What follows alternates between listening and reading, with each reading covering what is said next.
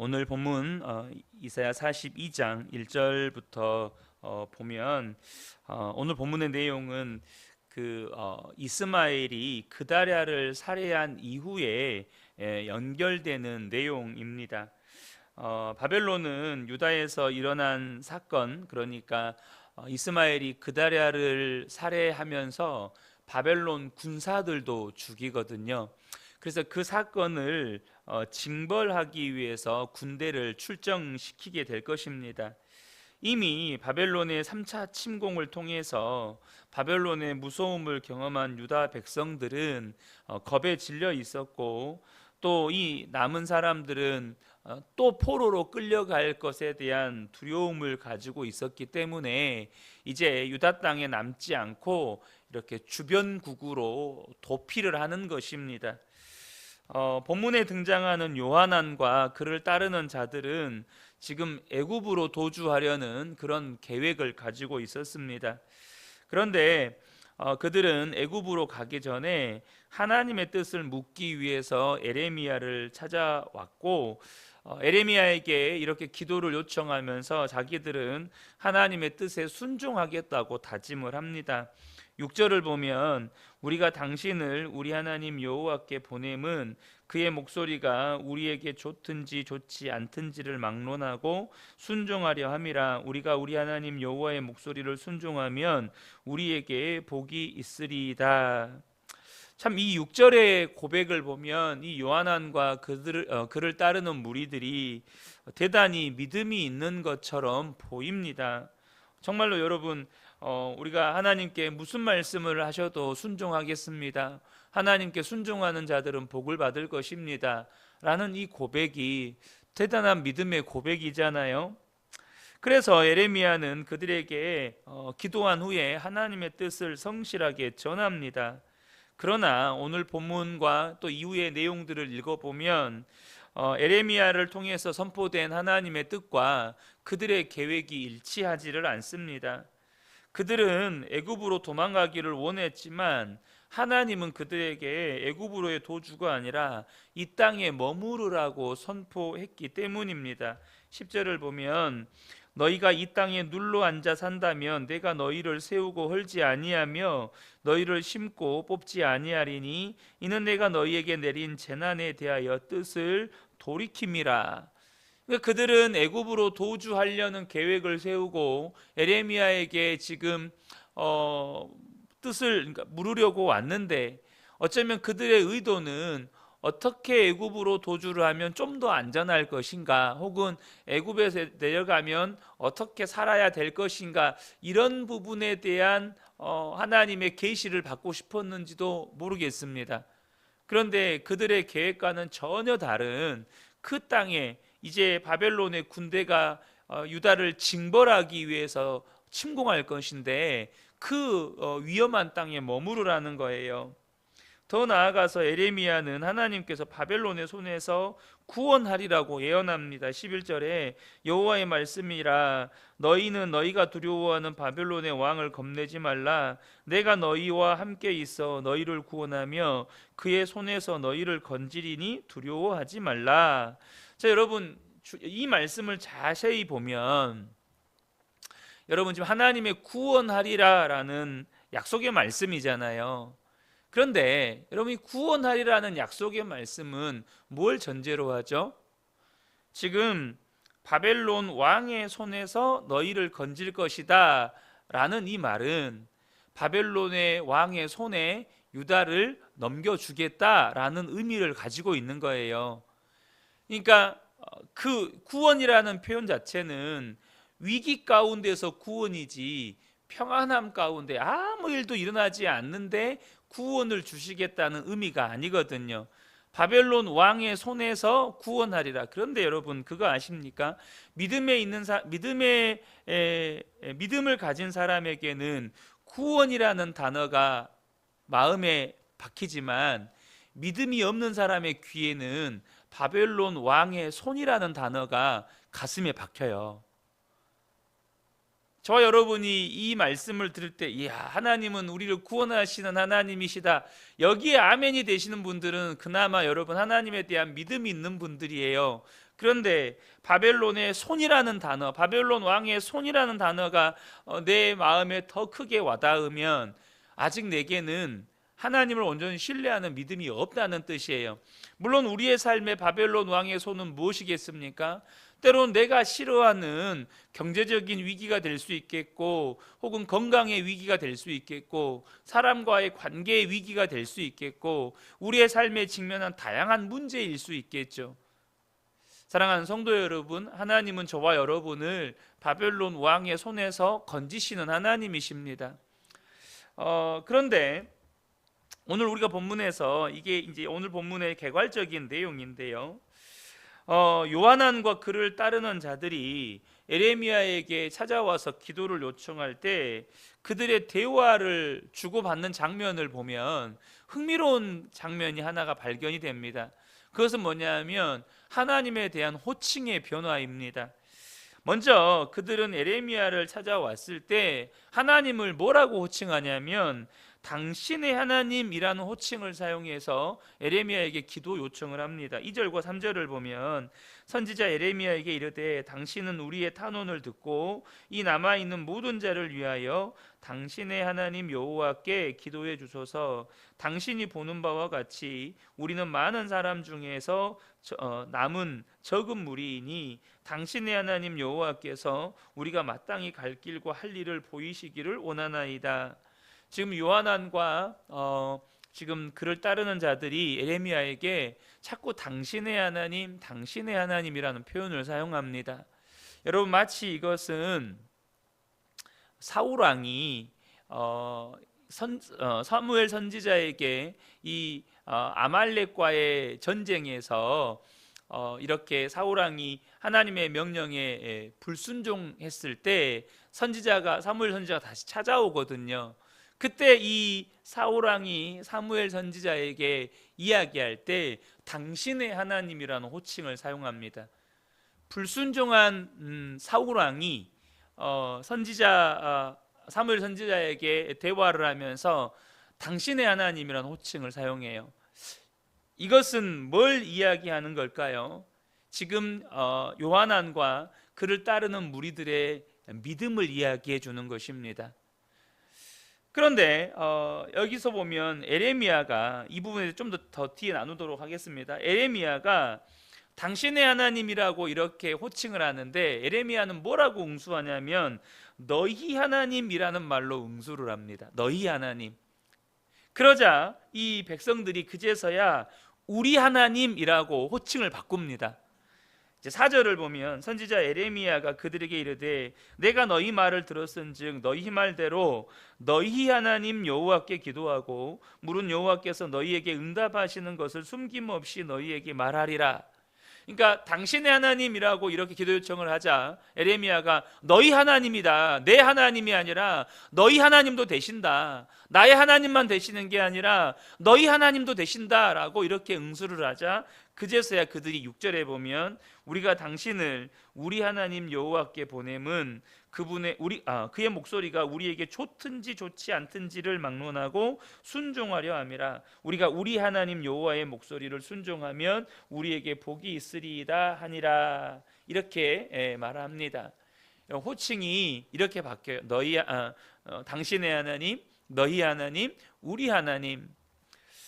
지금 이 지도자들과 백성들은 어쩌면 예의상 에레미야가 주님과 더 가깝기 때문에 가깝다고 생각했기 때문에 에레미야에게 기도를 요청하면서 그런 예의를 갖추면서 한 말일 수도 있어요. 그러나 이 표현은 그들이 이제 하나님의 심판으로 말미암아서 바벨론으로부터 세 차례 침공을 받았잖아요. 하나님의 심판이었습니다. 그런데 여전히 그들은 하나님의 마음도 모르고 하나님이 어떤 분이신지도 모르고 하나님과의 바른 관계에 있지 않다는 것을 보여주는 장면이에요. 그들의 죄로 말미암아 하나님의 심판을 받았고, 그래서 그들이 하나님이 어떤 하나님이신지를 경험했음에도 불구하고 아직도 여전히 그들은 하나님과의 관계를 회복하지 못했다는 것을 보여주는 장면입니다. 또한 동시에 하나님께서 무슨 말을 해도 순종하겠다고 한 그 말은 이후에 그들의 반응을 보면 그들의 말은 이빠른 말이었다는 거예요. 진실되지 않은 말이었다는 것입니다. 마치 정치인들의 립서비스와 같은 거예요. 정치인들의 립서비스. 선거철이 되면 정말로 국민들의 그 종처럼 내가 국민들을 섬기겠다 이런 표현들을 막 남발을 합니다. 한 표라도 더 얻기 위해서 내가 국민들의 당신들의 종이 되어 당신들을 섬기겠습니다 라는 표현들을 남발하지만 막상 당선이 되면 그 모든 것들이 어쩌면 립서비스 같은 표현이었다는 것을 통해서 우리를 실망시킬 때가 있지 않습니까? 지금 그들은 하나님이 무슨 말씀을 하셔도 순종할 마음이 없어요. 그들이 원하는 건 자기들이 원하는 대로 응답해 주기를 원할 뿐이에요. 이미 애굽으로 내려갈 마음과 계획을 다 세웠어요. 그런 마음이 가득해요. 그러면서도 에레미야에게 하나님이 무슨 말씀을 하시든지 우리는 순종할 것이고 하나님의 말씀에 순종하는 자들에게 복이 있을 것입니다라는 이런 립서비스와 같은 말을 남발하고 있는 것이죠. 그들은 단순히 바벨론 군사들의 죽음으로 인해서 다시 유다를 징벌하기 위해 찾아올 바벨론 군대가 무서워서 그 상황을 모면하기 위해서 하나님을 이용하고 있는 거예요. 본문은 세 가지 부분에서 우리에게 중요한 메시지를 줍니다. 첫 번째는 뭐냐 하면 여러분, 하나님의 징계 이후에 우리가 반드시 회복해야 할 것이 있는데 그것은 하나님과의 올바른 관계라는 것입니다. 이들은 바벨론의 3차 침공이라는 세 차례의 침공이라는 하나님의 정말로 뼈아픈 매를 맞았어요. 정말로 수많은 사랑하는 사람들이 눈앞에서 죽어갔고 포로로 끌려갔고 하나님의 성전은 불타버렸고 예루살렘은 정말로 성벽이 다 무너져 버렸어요. 그런 무서운 하나님의 심판을 경험했을 때 에레미야가 계속해서 그들에게 던진 메시지는 회개하고 돌아와라. 회개하고 돌아와라. 그리고 하나님의 말씀에 순종해라. 이것이었습니다.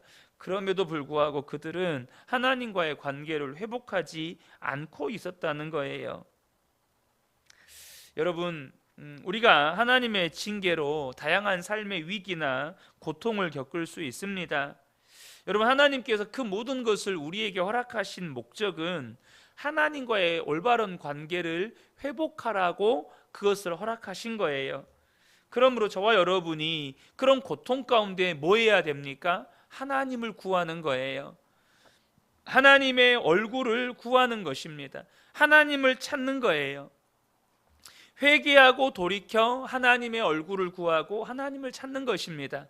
그 과정 속에서 하나님과의 올바른 관계를 회복하는 거예요. 두 번째는 하나님과의 관계를 회복하지 못하면 사람은 계속해서 어리석은 선택만 하게 된다는 것입니다. 여러분, 왜 하나님과의 관계를 회복하지 못한 사람은 어리석은 선택만 하게 된다는 것입니까? 하게 될까요? 여러분, 주일날 말씀을 나눴었죠. 여러분, 에서를 보세요. 에서는요, 뒤늦게 깨닫습니다. 뭘 깨닫습니까? 자기가 가나안 여인들과 결혼한 것이, 해쪽 속 여인들과 결혼한 것이 아버지 어머니에게 근심이 되었다는 것을 뒤늦게 깨닫습니다.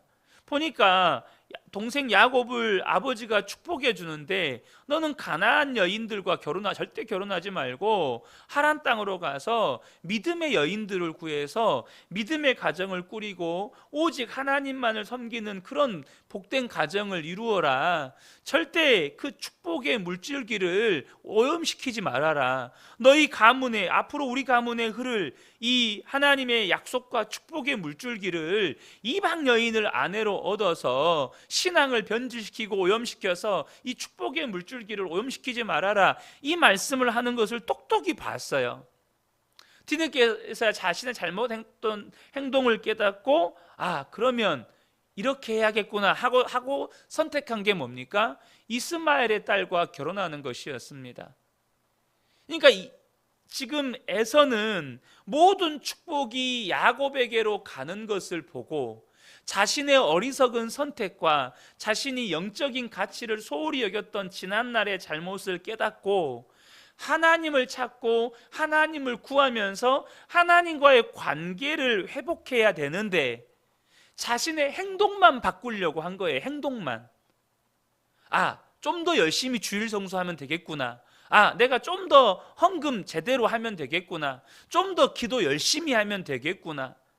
절대 기도가 필요 없다거나 주일 성수가 필요 없다는 말이 아닙니다. 우리는 주일 성수해야 돼요. 근데 주일 성수를 왜 합니까? 하나님과의 올바른 관계를 위해서 하는 겁니다.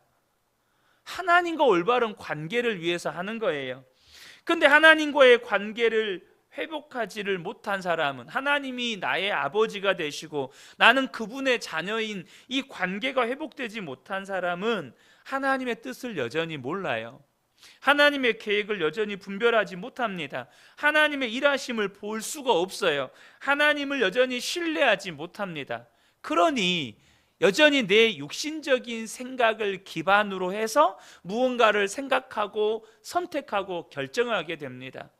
에서는요, 하나님과의 관계는 회복하지 않은 채 자신의 육신적인 생각을 기반으로 해서 무언가를 선택하고 결정한 것이 이스마엘의 딸을 취하는 것이었습니다. 여러분, 저와 여러분이 아셔야 돼요. 하나님과의 관계를 회복하지 못하면 사람은 계속 어리석은 선택, 육신적인 선택만 하게 되는 것입니다. 그래서 오늘 본문에 이 요한왕과 그를 따르는 사람들이 애굽으로 내려가려고 한 이유가 뭐예요? 14절에 나와요. 14절에 보면 또 너희가 말하기를 아니라 우리는 전쟁도 보이지 아니하며 나팔 소리도 들리지 아니하며 양식의 궁핍도 당하지 아니하는 애굽 땅으로 들어가 살리라 하면 잘못되리라. 그들이 왜 애굽으로 내려가려고 합니까? 전쟁을 다시는 겪고 싶지 않은 거예요. 나팔 소리가 어떤 나팔 소리죠? 군대를 진격하게 만드는 이 전쟁 나팔 소리예요. 그러니까 전쟁도 다시는 겪고 싶지 않고 이 군대를 움직이는 나팔 소리도 다시는 듣고 싶지 않고 물과 먹을 것이 풍족한 애굽에서 살고 싶다는 거예요. 육신의 생각대로 아닙니까? 육신의 생각. 그것이 없는 애굽에 내려가 살고 싶다는 것입니다. 여전히 이 육신적인 생각을 기초로 뭔가를 결정하고 판단 내렸다는 것이죠.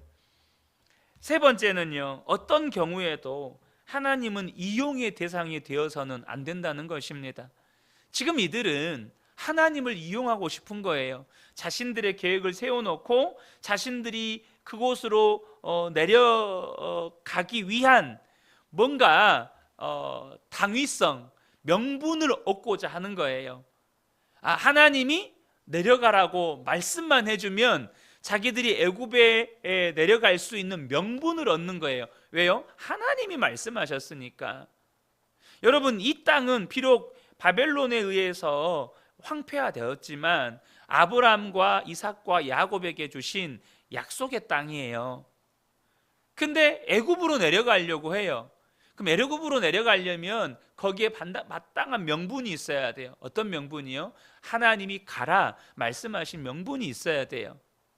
그러니까 그들은 무슨 말씀을 하셔도 순종하겠습니다 라고 표면적으로는 그렇게 이야기하지만 반드시 애굽으로 내려가라고 말씀해 주세요. 속으로는 그거하고 그렇게 외치고 있는 거예요.